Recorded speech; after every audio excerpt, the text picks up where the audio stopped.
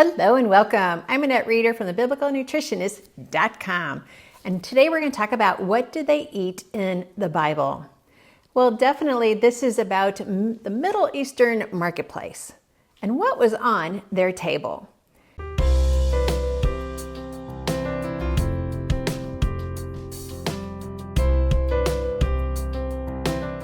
Well, thank you for letting me share this with you today, and welcome back to the Biblical Nutritionist channel. Well, today we're diving into the fascinating world of biblical foods. Have you ever wondered what people ate during the times of the Old and the New Testament? This has always fascinated me. Well, today we're going to explore the culinary landscape of the Bible. And I'm going to share some verses with you as well, both from the Old and the New Testaments. So let's talk about the Old. The landscape begins with creation of the garden, and you can just let your mind wander about all of the delicious foods that they could just pick and enjoy. Now the diet expands after the flood of Noah, and that's when clean meat is now on the diet, according to Scripture. Now one staple food was grains, particularly wheat and barley. Now these were used to make bread and to feed even the animals, but they were very important. Bread is mentioned over 400 times in the Bible, especially in my favorite verse that I've taught you about before, Deuteronomy 8:8, where it says, a land of wheat and barley, of vines and fig trees and pomegranates, and a land of olive oil and honey. Yes, wheat and barley are very important crops. Now these foods were also included in the menu on the Promised Land. Continuing on in Deuteronomy 8, not only would they enjoy these foods in the Promised Land, but the foods came with a promise. When they had eaten and were satisfied, you shall bless the Lord your God. Moreover, there's even fruits like grapes and figs and dates and pomegranates. They were also abundant in the region, and they are frequently mentioned in various verses throughout Scripture.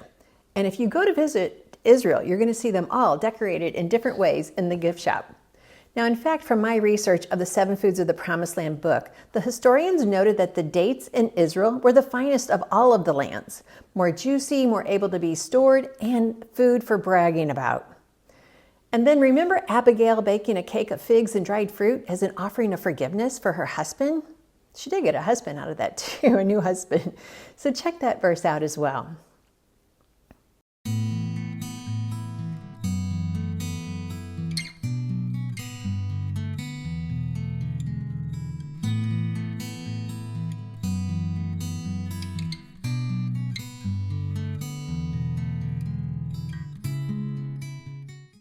Then we move on to meat. Lamb and goat were commonly consumed. We see this in numerous scriptures. They were used for sacrifices. They were used for feasts throughout the Old Testament.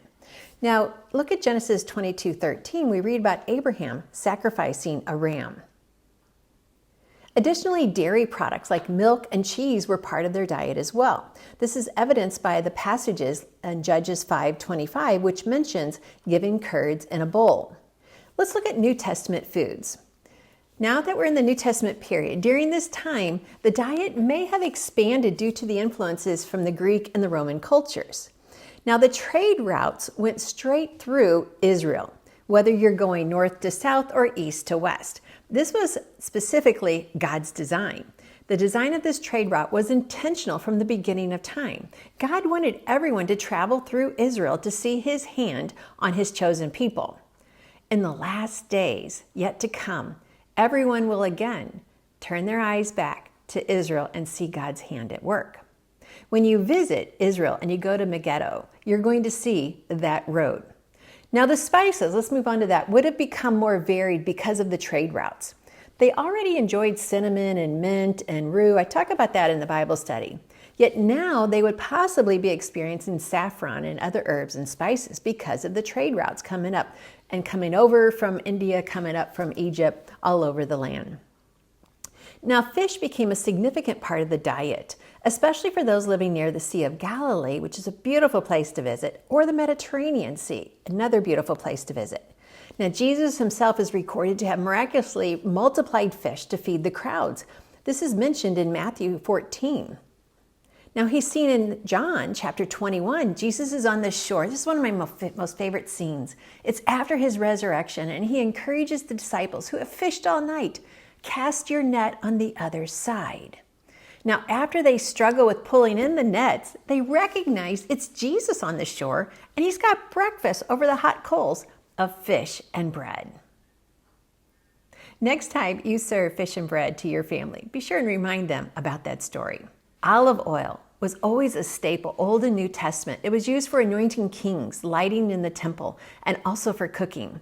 Now, olive trees were abundant in biblical days, still abundant today.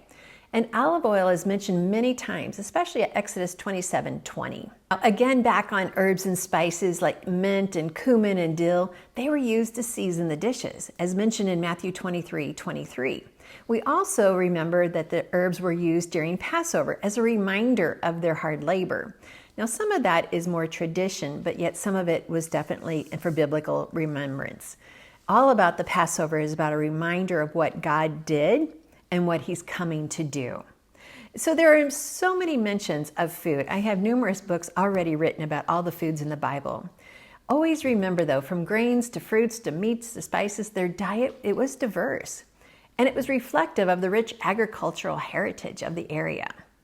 And with every meal that we serve our family and friends, we can be reminded of God's love, that he gave us the best Bible diet ever.